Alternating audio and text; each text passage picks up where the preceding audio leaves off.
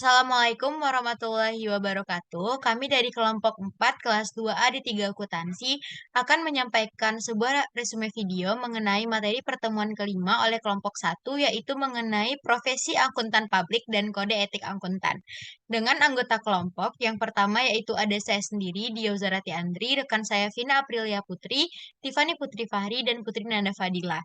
Dengan table of contents pada materi kali ini itu ada yang pertama yaitu organisasi akuntan publik, yang kedua yaitu ada profesi, etika, dan sertifikat akuntan publik, yang ketiga ada SPAP dan SIA, yang keempat ada standar auditing, dan yang kelima yaitu ada IAP. Materi yang pertama mengenai organisasi akuntan publik yang akan disampaikan oleh rekan saya Tiffany Putri Fahri. Kepada Tiffany disilakan. Baik, terima kasih kepada moderator. Di sini saya akan menjelaskan materi tentang organisasi akuntan publik. Yang pertama ada IAPI. IAPI didirikan pada tanggal 24 Mei 2007 oleh Kompartemen Akuntan Publik.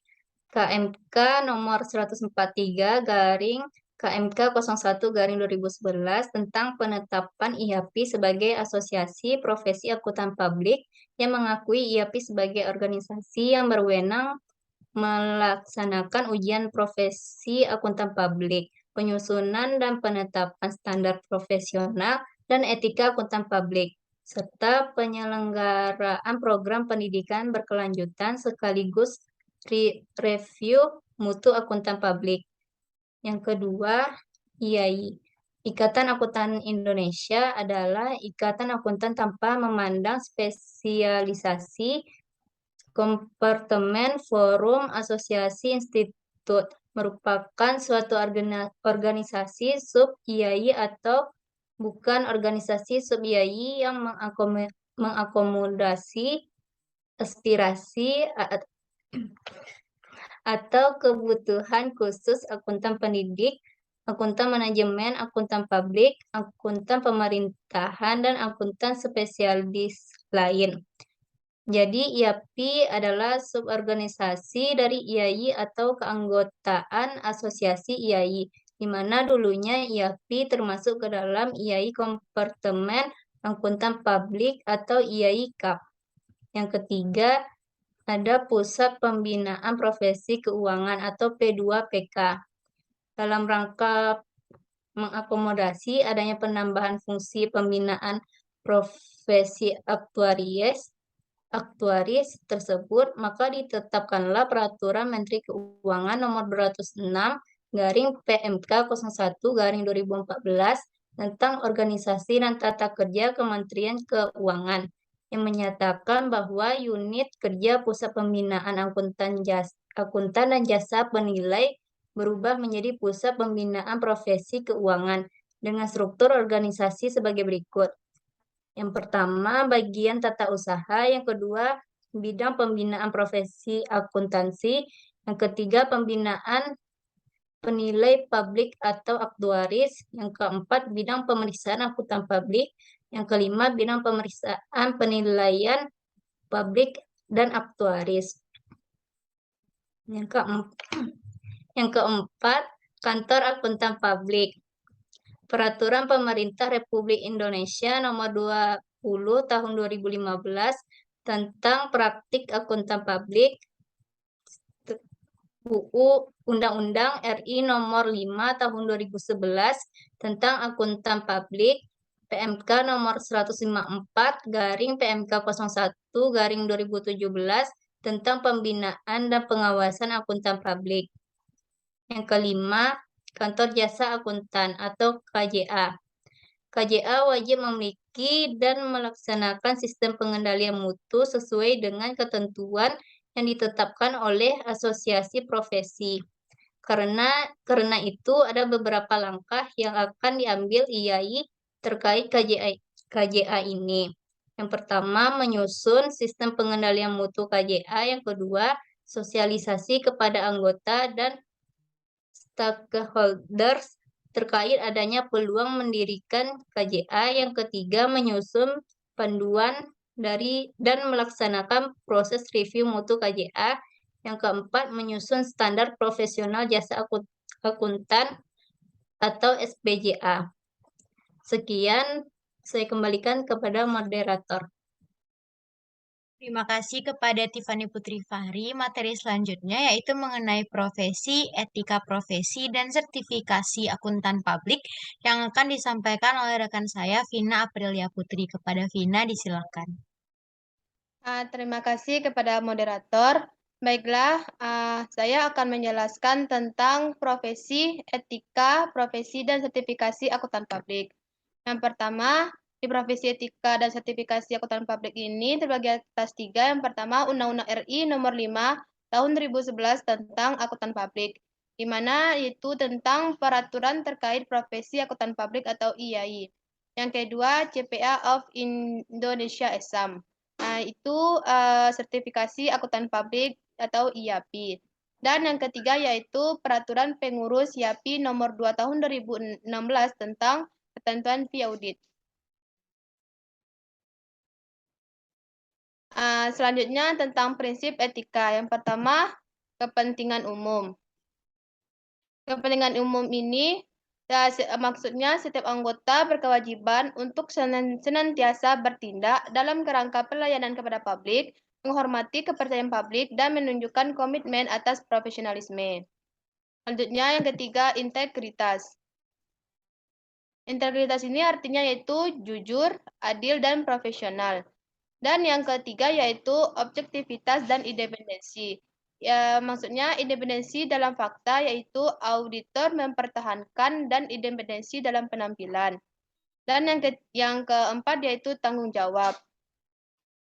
Tanggung jawab adalah setiap pelaku profesi harus memiliki kesadaran bertanggung jawab terhadap pelaksanaan dan hasil pekerjaannya. Selain itu, kesadaran bertanggung jawab ini juga terhadap dampak dari profesi itu untuk kehidupan orang lain atau masyarakat pada umumnya. Dan yang kelima yaitu lingkup dan sifat jasa. Itu memperhatikan prinsip kode etik profesi. Dan yang terakhir yaitu do care. Maksudnya adalah memperhatikan standar teknik dan etika profesi. Selanjutnya tentang Kode Etik Profesi Akuntan Publik 2020. Kode Etik Profesi Akuntan Publik 2020 yaitu Kode Etik efektif per 1 Juli 2020 menyajikan pengaturan yang terbagi dalam 5 bagian, yaitu bagian yang pertama tentang kepatuhan terhadap kode etik, prinsip dasar etika, dan kerangka kerja konseptual. Bagian yang kedua yaitu tentang anggota yang bekerja di bisnis. Bagian yang ketiga tentang anggota yang berpraktik melayani publik. Bagian yang keempat tentang 4A tentang independensi dalam perikatan audit dan perikatan review. Bagian 4B tentang independensi dalam perikatan asuransi selain perikatan audit dan perikatan review. Keputusan Dewan IAPI Nomor 4 Tahun 2020 yaitu tentang penetapan dan pengesahan Kode Etik Profesi Akuntan Publik 2020. Selanjutnya tentang sertifikat akuntan publik. Sertifikat akuntan publik ini yaitu CPA. CPA ini adalah gelar tertinggi yang diberikan kepada akuntan publik di Indonesia. Untuk mendapatkan CPA syaratnya itu ujian tingkat dasar, yang kedua ujian tingkat profesional, dan yang ketiga ujian tingkat lanjutan. Dan juga ada 5 jenis ujian sertifikasi untuk para IAI. Yang pertama USKAD.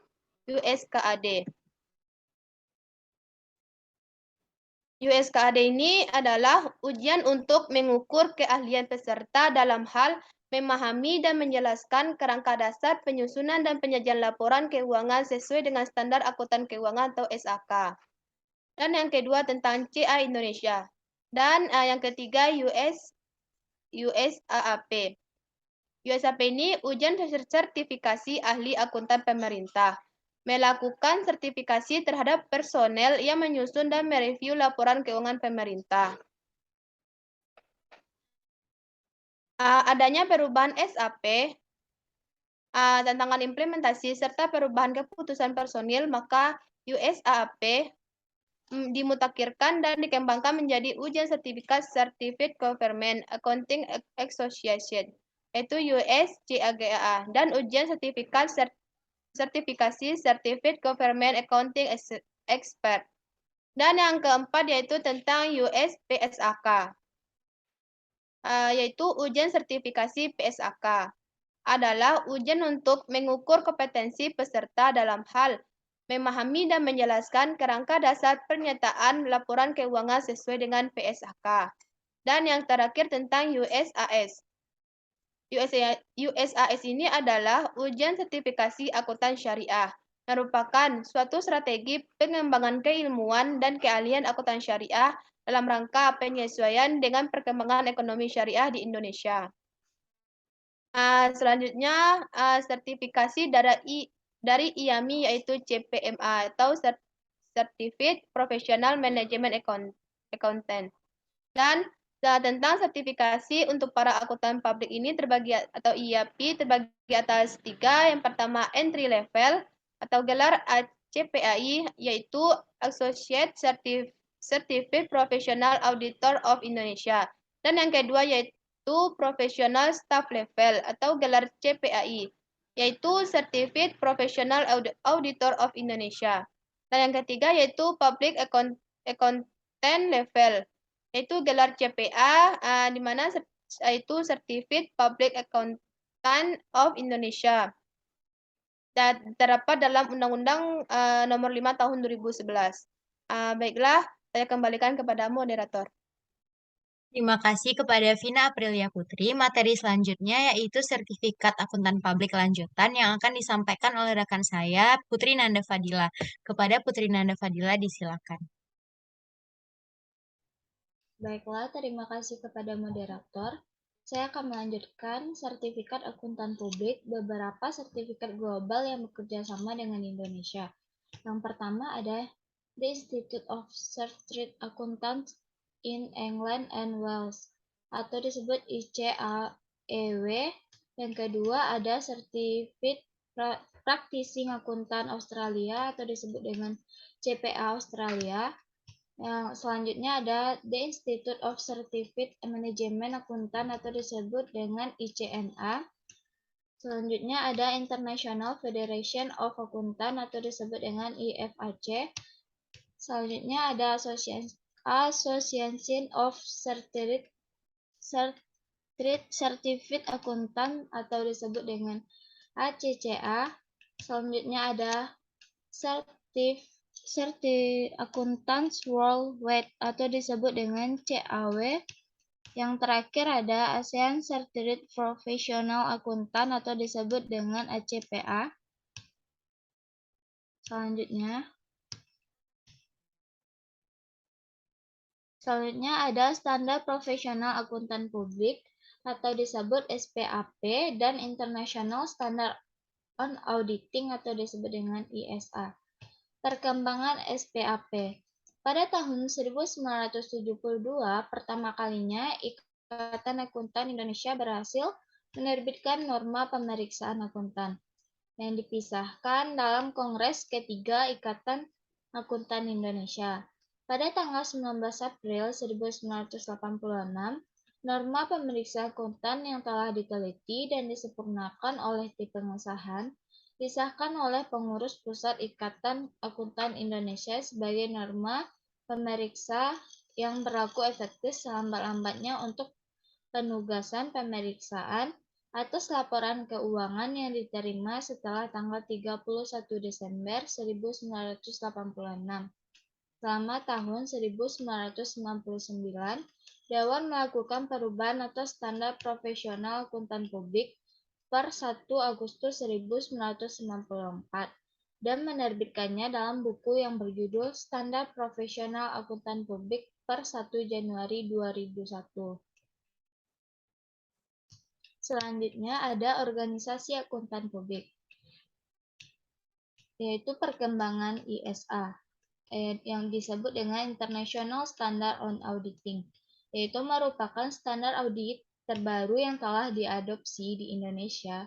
Adopsi ini dilakukan untuk memenuhi jawaban atas Statement of Membership Obligation and International Federation of Accountants per 1 Januari 2013 akuntan publik wajib melakukan audit atas laporan keuangan emiten berdasarkan standar yang baru ini. Aplikasi ISA diwujudkan melalui revisi terhadap standar profesional akuntan publik atau disebut dengan SPAP. Selanjutnya ada standar profesional akuntan publik atau disebut dengan SPAP, yaitu standar audit SA. Yang pertama ada prinsip umum dan tanggung jawab. Yang pertama ada SA 200, yang kedua SA 210, yang ketiga SA 220, yang keempat SA 230, yang kelima SA 240, yang keenam SA 250, yang ketujuh standar audit 260, yang kedelapan standar audit 265. Selanjutnya ada penilaian risiko dan respons terhadap risiko yang ditandai. Yang pertama ada standar audit 300, yang kedua standar audit 315, yang ketiga standar audit 320, yang keempat standar audit 330, yang kelima ada standar audit 402. Selanjutnya ada bukti audit. Bukti audit yang pertama ada SA 500, yang kedua SA 501, yang ketiga SA 505, yang keempat SA 510, yang kelima SA 520, yang keenam SA 530, yang ketujuh ada SA 540, yang kedelapan ada standar audit 550, yang kesembilan ada standar audit 560, yang ke-10 standar audit 570, yang terakhir ada standar audit 580. Baiklah, saya kembalikan kepada moderator. Terima kasih kepada Putri Nanda Fadila atas penjabaran materinya. Materi selanjutnya yaitu mengenai standar profesional akuntan publik atau SPAP menjadi standar audit SA yang akan saya jelaskan, yaitu yang pertama yaitu adalah penggunaan hasil pekerjaan pihak lain. Itu terdapat pada SA 600, SA 610, dan SA 620. Dan untuk arus kas terdapat pada standar audit 800, SA 805, dan SA 810. Sedangkan untuk kesimpulan audit dan pelaporan itu tertuang pada standar audit 700, SA 705, SA 706, SA 710, dan SA 720. Selanjutnya yaitu adalah standar dari audit itu sendiri. Yang pertama yaitu ada standar umum. Standar umum ini dilaksanakan oleh satu orang atau lebih. Dan standar audit ini berhubungan dengan perikatan, independensi dalam sikap mental harus dipertahankan oleh seorang auditor. Yang ketiga, dalam pelaksanaan audit dan penyusunan laporannya, audit wajib menggunakan kemahiran profesionalnya dengan cermat dan seksama. Yang kedua yaitu ada standar pekerjaan lapangan. Standar pekerjaan lapangan ini, pekerjaan harus direncanakan sebaik-baiknya. Pengendalian intern harus diperoleh untuk merencanakan audit dan menentukan sifat, saat, dan lingkup pengujian yang akan dilakukan. Bukti audit yang kompeten yang cukup harus diperoleh melalui inspeksi, pengamatan, permintaan, keterangan, dan konfirmasi sebagai dasar yang memadai untuk menyatakan pendapat atas laporan keuangan audit. Yang terakhir yaitu ada standar pelaporan. Laporan audit harus menyatakan apakah laporan keuangan tersebut telah disusun sesuai dengan prinsip akuntansi yang berlaku umum di Indonesia. Ya, dan standar laporan itu harus menunjukkan jika ada ketidakkonsistenan penerapan prinsip akuntansi dan pengungkapan informatif dalam laporan keuangan harus dipandang memadai dan memuat suatu pernyataan pendapat mengenai laporan keuangan secara keseluruhan. Nah, indikator kualitas audit itu ada 8. Yang pertama yaitu ada kompetensi auditor, yang kedua ada etika dan independensi auditor, yang ketiga yaitu penggunaan waktu personil kunci perikatan, yang keempat ada pengendalian mutu perikatan, yang kelima ada hasil review mutu atau inspeksi pihak eksternal dan internal, yang keenam ada rentang kendali perikatan, yang ketujuh ada organisasi dan tata kelola kantor akuntan publik, dan yang terakhir yaitu ada kebijakan imbalan jasa. Nah, itulah materi resume yang dapat kami sampaikan. Kurang dan lebihnya mohon maaf. Assalamualaikum warahmatullahi wabarakatuh.